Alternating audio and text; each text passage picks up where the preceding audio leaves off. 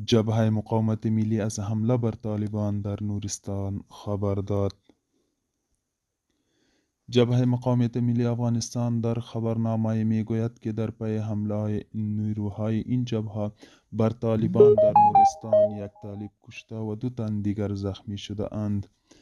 به گفته جبهه مقاومت، این حمله شب پنجشنبه 14 سرطان بر یک پاسگاه طالبان در دهن دره کلتن از مربوطات ولسوالی نورگرام ولایت نورستان انجام شده است. در خبرنامه آمده است که این درگیری میان نیروهای جبهه مقاومت ملی و طالبان 20 دقیقه ادامه پیدا کرده است که پس از انجام این حمله نیروهای این جبهه دوباره به مواضع خود برگشته اند. طالبان تا اکنون در این مورد چیزی نگفته اند.